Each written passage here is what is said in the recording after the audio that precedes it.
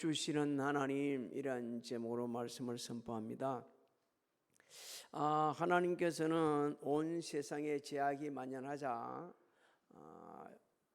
노아에게 말씀하신 대로 홍수로 심판을 하십니다. 노아는 하나님의 말씀에 순종해서 방주를 짓죠. 그래서 하나님께서는 노아와 그 가족만 방주 안에서 홍수를 피하게 하십니다. 노아는 370일 동안을 이 방주 안에서 하나님께서 홍수로 세상을 심판하시는 그 모습을 목격을 하게 되지죠. 그러나서 때가 되니까 하나님께서 이제 방주에서 나오라고 하십니다. 가족들이 함께 나와 보니까 눈앞에는 성경에는 기록되어 있지 않지만 그 상황이 완전히 폐허, 여기저기 뒹구는 시체, 나무 덩어리, 아마 그런 형편없는 폐허 상태일 겁니다. 근데 하나님께서 이 상황을 딱 보여주시고, 근데 노아는 완전히 반응을 다른 게 반응을 보입니다. 먼저 하나님 앞에 예배드리기 위해 가지고 단을 쌓기 시작하는 거예요. 그 상황 속에서. 그러고 나서 모든 정결한 짐승 새를 잡아가지고 하나님 앞에 번제를 드립니다. 저와 여러분에게도 이런 믿음이 있기를 소망합니다. 우리가 상황에 매이게 되지면 하나님 앞에 예배 안 드려요. 저 예배 드릴 생각도 못 해요. 오히려 그 예배 안 드리고 있는 자신이 더 옳은 것처럼 착각할 때가 있어요. 근데 그 험악한 상황 속에서도 하나님 앞에 예배 드리기를 그 준비한 노아와 그 가족들, 하나님께서는 그 믿음, 그 헌신, 그 열정을 보시고 놀라운 축복을 주십니다. 1절을 한번 같이 읽어볼까요? 시작. 하나님이 노아와 그 아들들에게 복을 주시며 그들에게 이르시되 생육하고 번성하여 땅에 충만하라. 이 생육하고 번성하고 땅에 충만하는 말씀을 직역을 하면 이런 뜻입니다. 너희는 열매를 맺어라. 너희는 번성해라.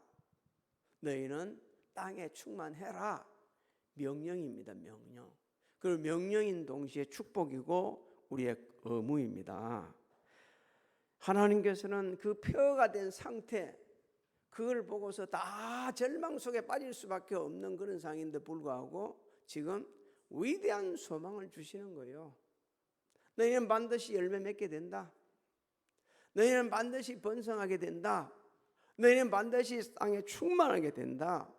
내가 그렇게 만들어 줄게. 내가 그런 은혜 베풀어 줄게. 이 약속을 하시면서 우리에게 지금 소망을 주고 있는 거예요.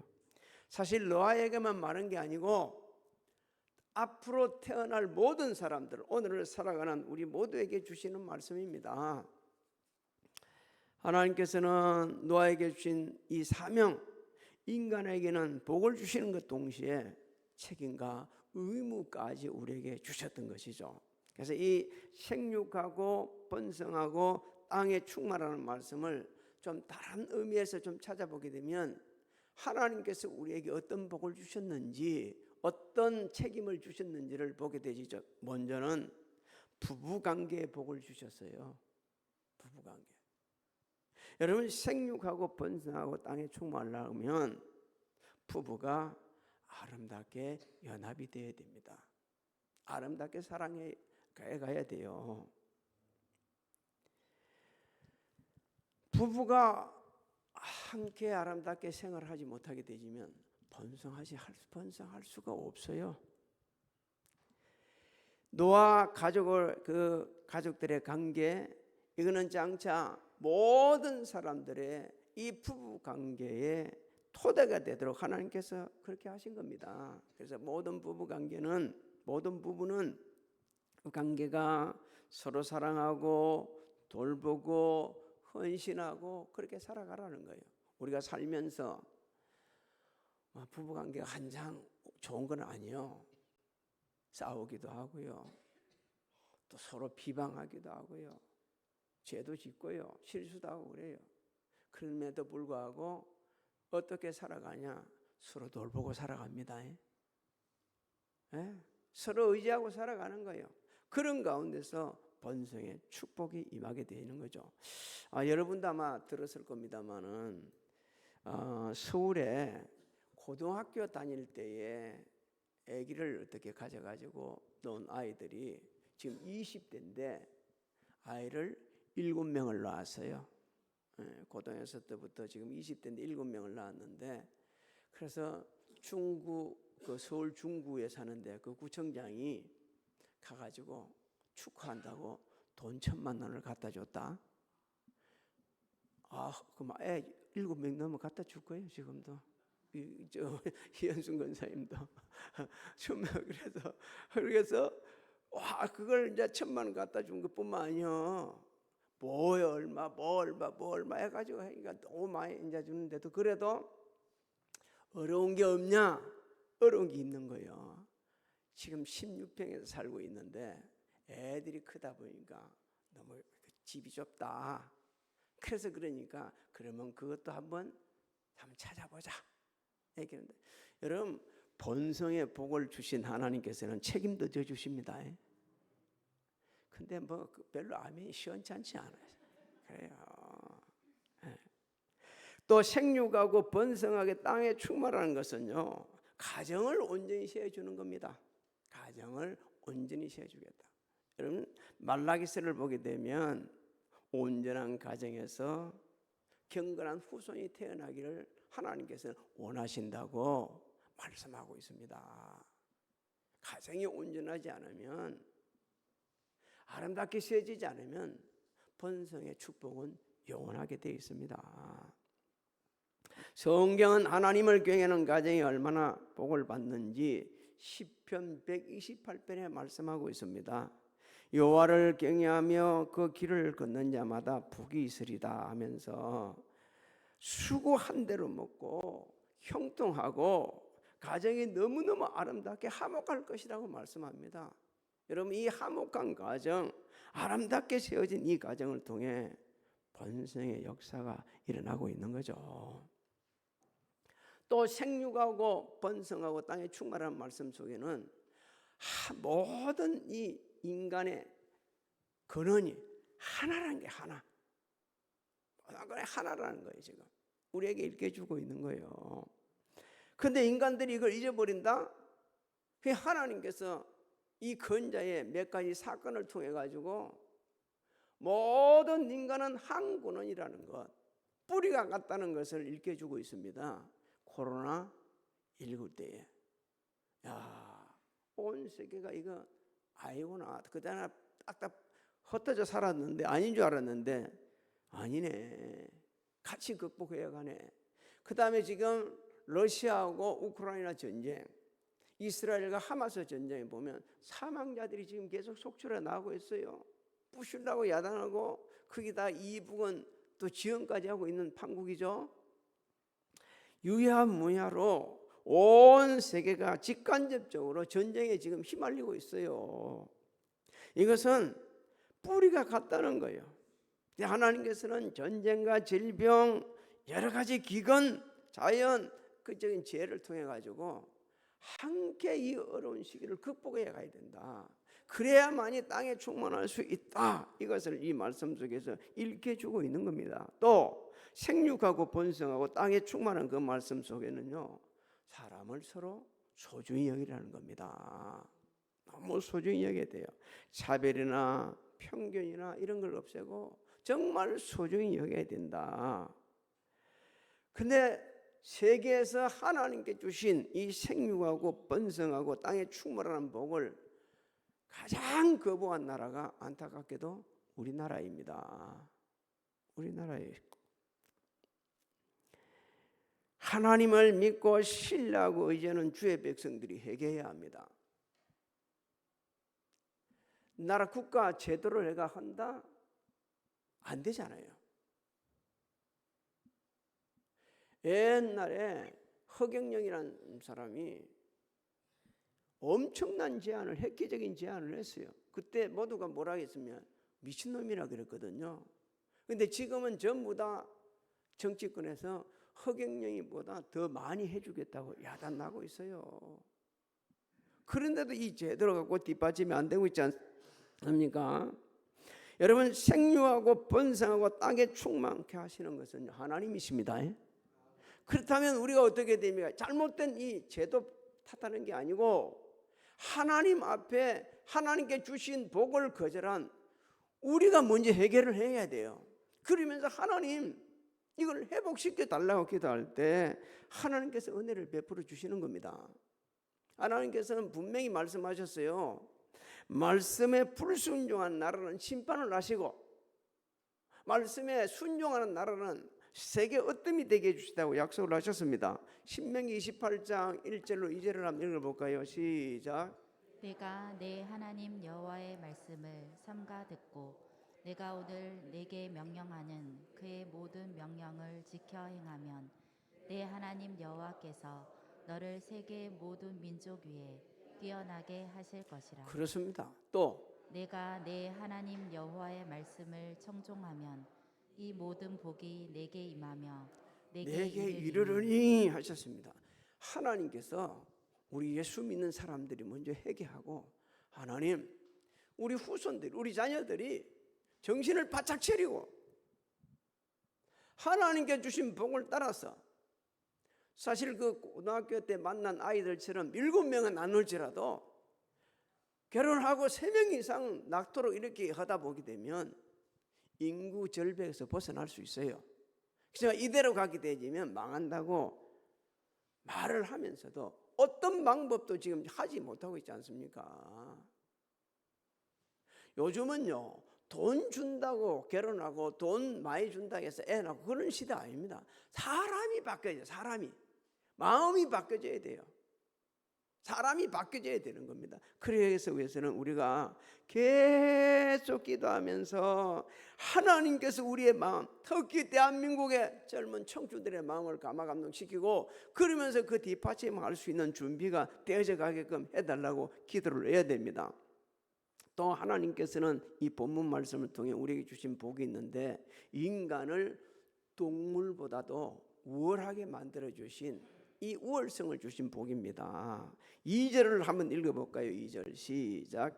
땅의 모든 짐승과 공중의 모든 새와 땅에 기는 모든 것과 바다의 모든 물고기가 너희를 두려워하며 너희를 무서워하리니 이것들은 너희의 손에 붙였음이니라.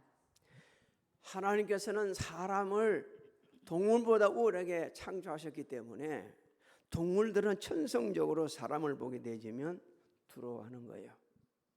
여러분 그거 우리 많이 느낄 겁니다. 우리 여기 들고양이들이 많이 있는데 우리가 오면 어떻게 합니까?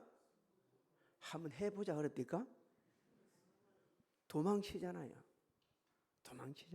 천성적으로 그렇게 만들어 놨어요.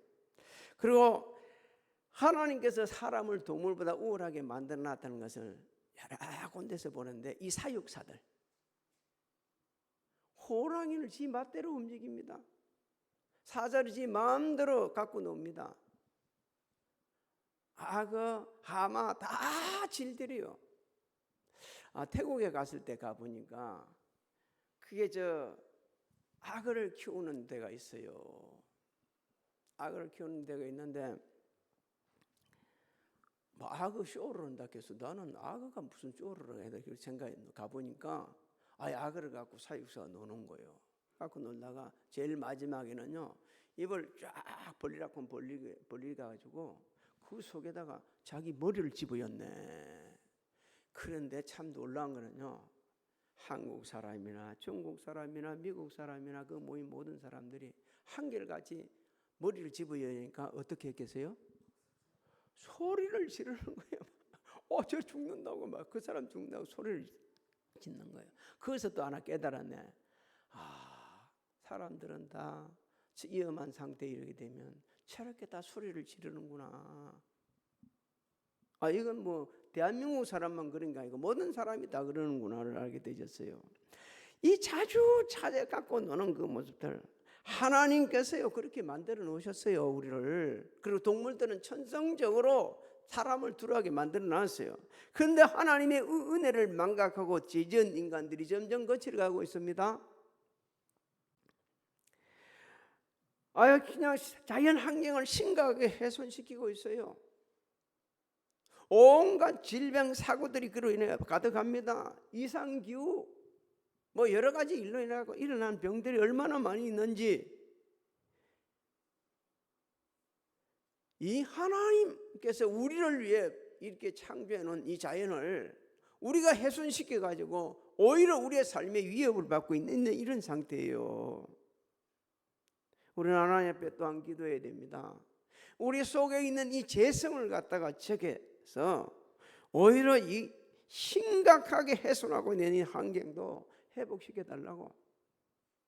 코로나19 때 사람들이 이동을 모르니까 자연이 급속하게 회복되졌다고 그러지 않습니까? 급속하게 회복되졌다고. 우리 주님 다시 오시기를 자연도 사모하고 있다고 그랬습니다. 심각하게 훼손된 자연들이 우리 주님 오시기를 사모한다는 거예요. 로마서 8장 20절로 23절을 한번 읽어볼까요? 시작.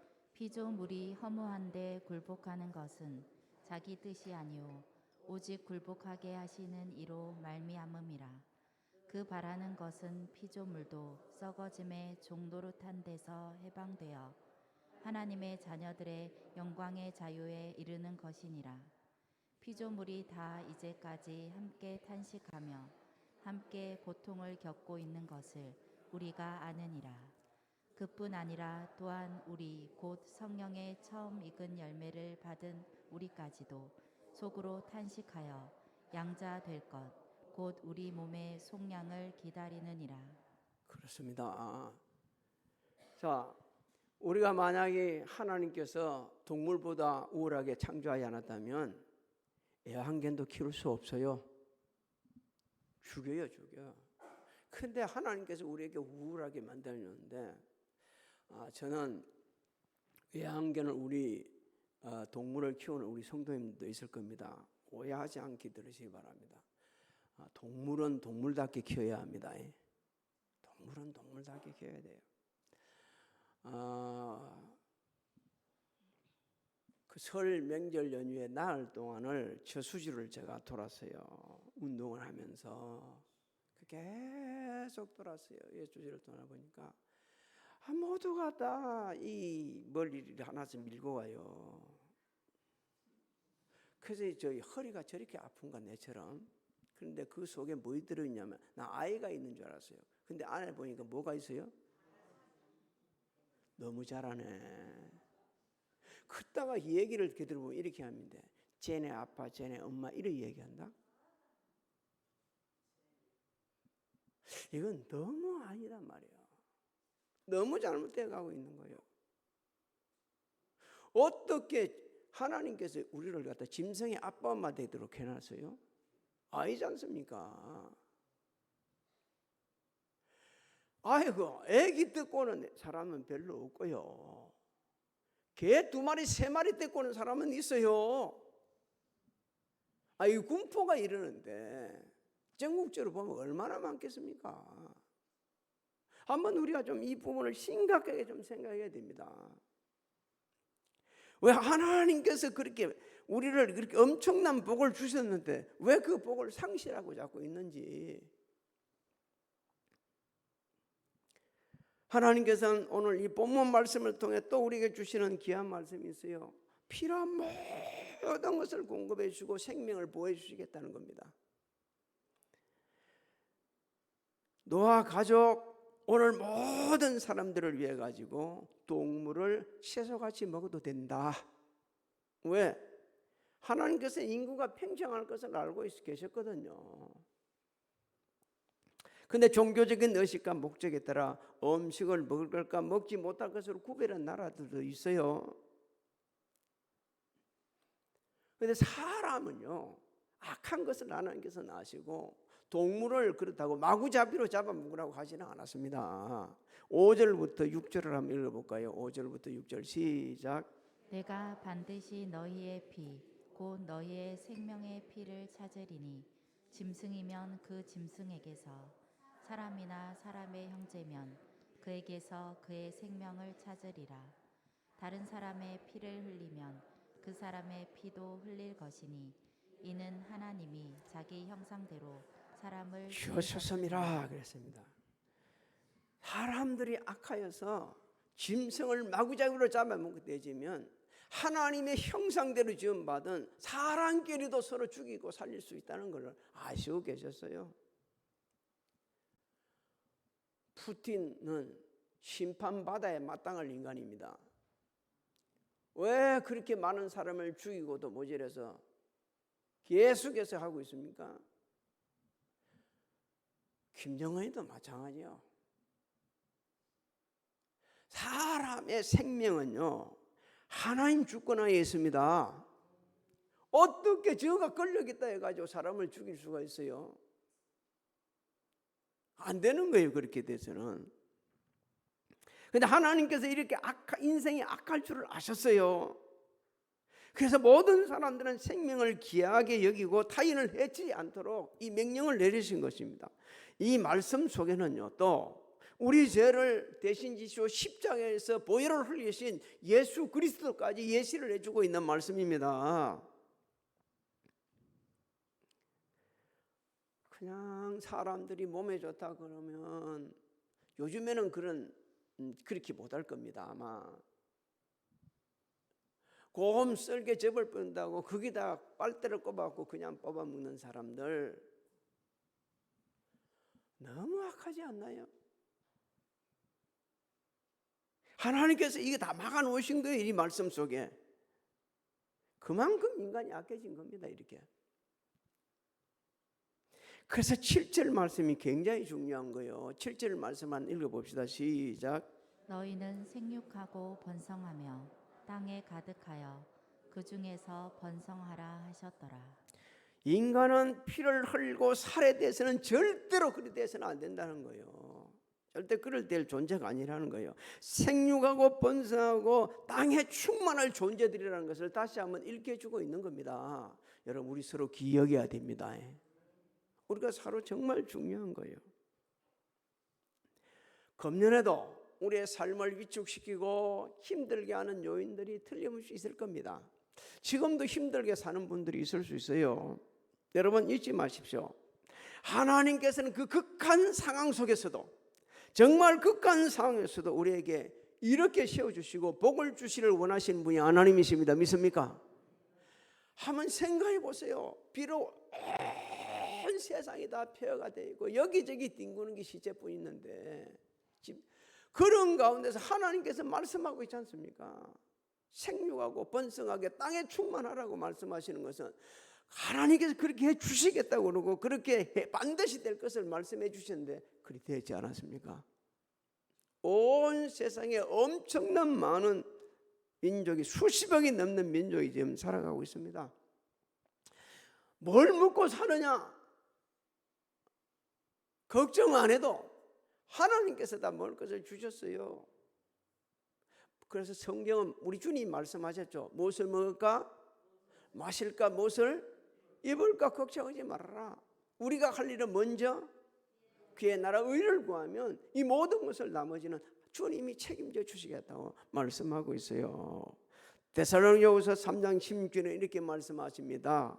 평강의 주께서 친히 때마다 일마다 너희에게 평강을 주시고 주께서 너희 모든 사람들과 함께 하시기를 원하노라. 믿습니까? 제가 처음에 신방 갔을 때 거의 대부분 이 말씀을 주십니다.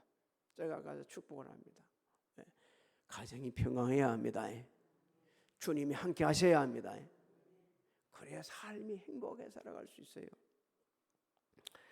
우리는 올해 하나님 앞에 기도하면서 이 약속의 말씀을 붙잡고 기도해야 됩니다. 그냥 기도하지 말고 약속의 말씀을 붙잡고 하나님 우리 가정에 평안을 주시옵소서. 우리 가정을 통해 경건의 후손들이 번성되게 하여 주시옵소서. 기도해야 합니다. 또 우리 직장 사업장이 번성하게 해주시옵소서. 기도해야 됩니다. 또 우리 교회가 날마다 구원받는 사람이 더 많아서 영적으로 번성되게 해달라고 기도해야 합니다. 3월 24일 날 정해놓은 게 중요한 게 아니요. 매일매일 우리는 때를 어떤지 못 얻든지 복음을 전하면서 마지막 생을 마치면서 자신의 경험한 그대로 핵심적인 요약을 해가지고 주었던 사도 바울의 통해 주셨던 하나님의 말씀, 때를 어떤지 못 얻든지 그 상황이 좋든 나쁘든 상관없이 복음을 전하라고 하여튼 그 말씀을 가슴에 새기면서 기도하면서 금년에 여러분의 가정, 직장, 사업장 우리 교회가 크게 번성하기를 주님의 이름으로 축복합니다. 축복합니다. 우리 주 예수 그리스도의 은혜와 하나님 아버지의 만극하신 사랑하신가, 성령의 감화감동 교통의 역사하심이 성전에서, 가정에서, 직장에서, 각자 위치에서 예배드리는 사랑하는 성도들 무리와 가정, 직장, 사업장, 자녀들 진행하는 일들, 우리 교회, 그 대한민국 위에 지금으로부터 영원토록 함께 하실지어다.